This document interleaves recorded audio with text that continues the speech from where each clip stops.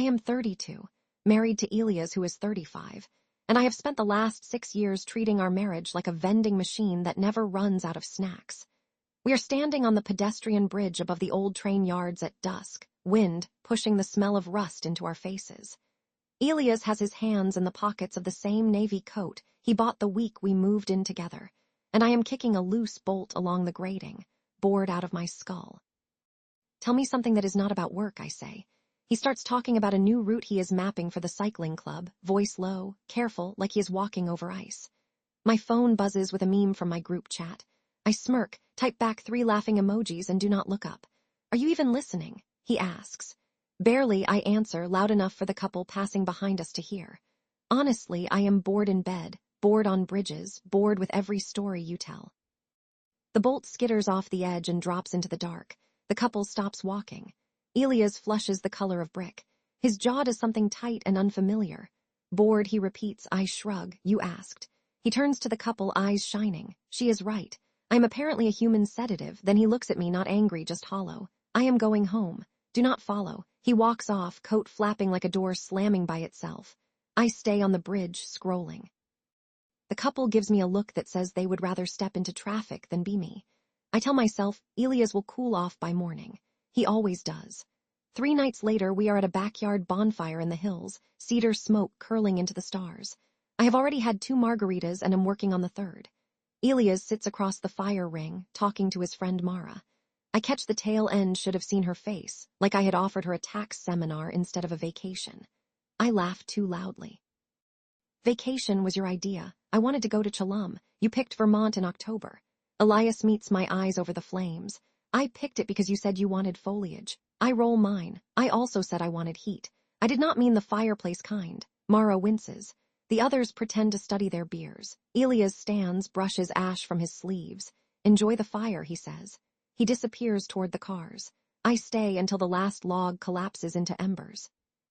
When I get home, the apartment feels too quiet. His toothbrush is gone. The note on the counter says, I will be at my brother's for a while. Do not call unless it is an emergency. I tell myself this is just a dramatic timeout. I text him a meme of a cat knocking a glass off a table. No reply. After a week, I drive to the trailhead where his cycling group meets Saturdays. I find him tightening the straps on his helmet while the others stretch. I wave like nothing happened. Hey, stranger. He nods once, polite, distant, then swings onto his bike and pedals away. The group follows. I am left standing in the dust, cheeks hot, feeling the exact size of a fool. I try again the next weekend. I bring his favorite cold brew, hold it out like a peace offering. He takes it, thanks me, and hands it to the guy next to him. You look thirsty, Devin. Then he rides off. The 3rd weekend, I do not go. I sit on the balcony of our apartment, scrolling through old photos of us in Costa Rica, in Montreal, in the kitchenette of that awful rental in Portland. I tell myself I will apologize properly, just as soon as he stops acting like a stranger. One Thursday, I am in line at the roastery downtown, ordering the single origin Elias loves, when my phone lights up with a message from an unknown number. I open it. Video. 37 seconds. I hit play.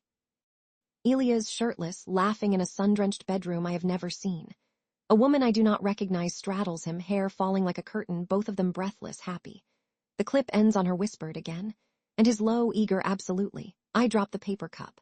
Hot coffee splashes my shoes. The barista calls the next order. I cannot move. I call Elias, straight to voicemail. I text, what the hell is this? No typing bubble. Nothing. I drive to the trailhead again. He is not there. I try the bike shop where he volunteers. Closed. I go home and stare at the video, pausing on every frame like evidence. My stomach pitches. I text Mara, is he with someone? She answers after an hour, you told him you were bored. He found someone who is not. Leave him be. I call my mother. She sighs through the line. Sweetheart, you mocked the man in front of strangers. What did you expect? I expect him to come home, I almost say, but the words feel small and spoiled even in my head. 2 weeks later, the divorce papers arrive by courier. I sit on the front steps of the building, sun blazing overhead, and read them twice. I sign where indicated. My hand trembles so badly the pen skips. I text Elias, I messed up. I see that now. Can we talk? He texts back a single emoji, a thumbs up. Then another message. Meet tomorrow. Riverside Park, noon. Bring the signed papers. I arrive early, packing the gravel path between the cottonwoods. He walks up carrying a small envelope and wearing the same navy coat, though the elbows are now patched. He looks rested, taller somehow.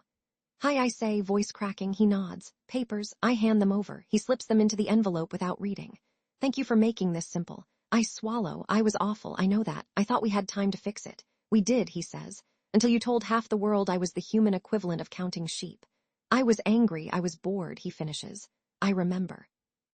He reaches into his pocket and pulls out a key ring. My stomach flips, thinking maybe.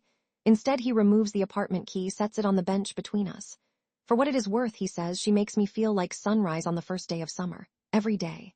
I did not know I could feel that. The words hit like a slap. I try to speak, but nothing comes. He turns to go. Halfway down the path, he stops, looks back. Oh, and the video, that was for you. Consider it closure. Then he is gone, coat flapping once before he disappears around the bend. I sit on the bench until the sun drops behind the trees and the sprinklers hiss on. The key glints accusingly beside me. My friends stop inviting me to game nights. My mother answers my calls with a sigh. Even the barista at the roastery gives me decaf now, no matter what I order. I scroll through my photos again, but the smiles look staged, the memories brittle. I cannot remember the last time I asked Elias about his day and actually waited for the answer. One evening I walk past the bike shop. The lights are on, music drifting out the open door. Through the window I see him fitting a helmet onto the woman from the video, laughing at something she says. She kisses his cheek. He kisses her back, slow and certain. I keep walking. The city feels bigger, colder, like a coat that no longer fits. Back in the apartment, I pack the last of his things into a box: the cycling gloves, the scratched sunglasses, the paperback thriller he never finished. I tape it shut, label it Elias, and leave it by the door for donation. I sit on the floor of the empty living room, phone dark beside me, and listen to the silence that used to be filled with his steady breathing, his terrible jokes, his patience I wore thin. I whisper into the room I was bored. And now I am alone. The echo answers nothing.